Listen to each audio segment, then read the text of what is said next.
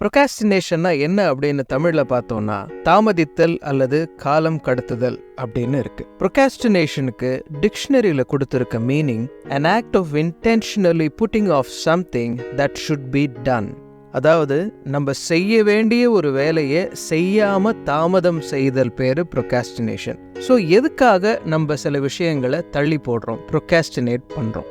இது நம்ம வீட்டு ஆளுங்க கிட்ட கேட்டிங்கன்னா, அவன் ஒரு சோம்பேறிப்பா, அதனால சும்மா உட்காந்து தள்ளி போட்டுக்கிட்டு இருக்கான் அப்படின்னு சொல்லுவாங்க. பட் ப்ரொகாஸ்டினேஷன் அப்படின்றது சோம்பேறித்தனத்தையும் தாண்டி ஒரு விதமான எமோஷனல் பிஹேவியர். அது என்ன அப்படின்னு சொல்லி பார்க்கலாம். ஹார்வர்ட்ல பண்ண ரிசர்ச்ல ப்ரொகாஸ்டினேஷன், அதாவது ஒரு விஷயத்தை தள்ளி போடுறதுக்கு ஒரு 5 ரீசன்ஸ் கண்டுபிடிச்சிருக்காங்க. Reason number 1, fear of failure. நம்ம மைண்ட் பார்த்தீங்கன்னா கடந்த காலத்தில் நடந்த கசப்பான அனுபவங்கள், சம்பவங்களையே அசை போட்டுக்கிட்டே இருக்கும். ஸோ நம்ம எதனா புதுசா செய்யணும்னு நினைக்கும் போது மறுபடியும் பழைய மாதிரி எதனா நடந்துருமோ அப்படின்ற அந்த பயத்தை நம்ம பிரெயின் நமக்கு கொடுத்துக்கிட்டே இருக்கும். இது பிரெயினோட defence mechanism. Past experience base பண்ணி நம்மள பாதுகாக்கிறது தான் இந்த பிரெயினோட வேலை. எந்த ஒரு விஷயத்தை எடுத்து செஞ்சா இதனால நமக்கு ஏதாவது ஆகிடுமோ அப்படின்ற அந்த பயத்தினாலேயே பாதி விஷயங்களை தள்ளி போட்டுக்கிட்டே போறோம். This is the fear of failure. Second reason, performance anxiety. ஒரு விஷயத்தை நம்ம பண்ணணும் அப்படின்னு முடிவு பண்றோம். பட் அதே நேரத்தில் அந்த விஷயத்துக்கு தேவையான மாதிரி நம்மளால பெர்ஃபார்ம் பண்ண முடியுமா? அப்படி நம்ம பண்ண முடியலன்னா அது நம்மளுக்கு பெரிய அசிங்கமாயிடுமே.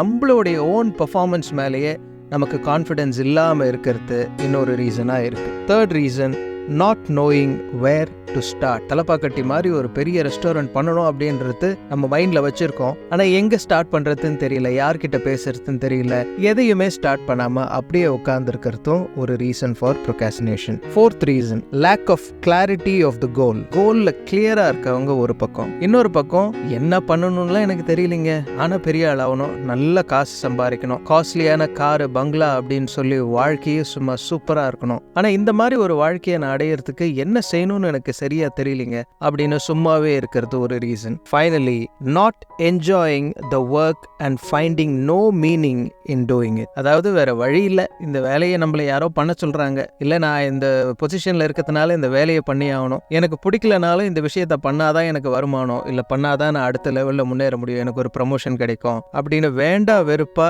சில வேலைகளை பண்றதும் ப்ரொகாஸ்டினேஷனுக்கு ஒரு ரீசனா இருக்கு. ஸோ இதுல இருந்து எப்படி வெளியே வரலாம் அப்படின்றதுக்கு ஒரு 4 மெத்தட் சொல்றாங்க ஹார்வர்ட் ரிசர்ச்ல. First thing, step by step approach. இப்ப நமக்கு ஒரு ஃபைனல் கோல் நம்ம மைண்ட்ல கிளியரா இருந்தாலும் சரி, இல்ல எங்க போனோம், என்ன பண்ணணும், நம்ம ஃபைனல் கோல் என்னன்னு கன்ஃபியூஸ்டா இருந்தாலும் சரி, நம்ம பண்ண வேண்டியது small steps at a time. நம்ம செய்ய வேண்டிய அந்த வேலை ரொம்ப பெருசா தெரிஞ்சாலும் அதை டெய்லி சின்ன சின்னதா அதை நோக்கி நம்ம போய்கிட்டே இருந்தோம் அப்படின்னா நம்ம எடுக்கிற ஒவ்வொரு ஸ்டெப்பும், ஒவ்வொரு ஆக்ஷனும் அந்த கோலை நோக்கி நம்மள கூட்டிட்டு போகும். Step 2 to overcome procrastination. நம்மள சுத்தி இருக்கவங்க கிட்ட நம்ம இந்த வேலையை பண்ணிட்டு இருக்கோம், இல்ல இதை நோக்கி போய்கிட்டு இருக்கோம் அப்படின்னு சொல்றது. ஃபார் எக்ஸாம்பிள், இப்போ வெயிட் லாஸ் பண்றவங்க நிறைய பேர் பாத்தீங்கன்னா, இன்னில இருந்து நான் என்னோட வெயிட்டை குறைக்க போறேன் அப்படின்னு சொல்லிட்டு அவங்க வெயிட் லாஸ் ஜேர்னியை தனக்கு சுத்தி இருக்கவங்க கிட்டயே சொல்லுவாங்க.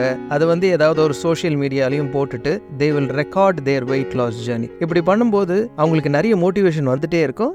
and this gives them more energy to accomplish and complete the goal. Step 3, இல்லைங்க நம்ம ஊருக்கெல்லாம் சொல்லிட்டு சில விஷயங்கள் எல்லாம் செய்ய முடியாது அப்படின்னு சொல்றீங்களா?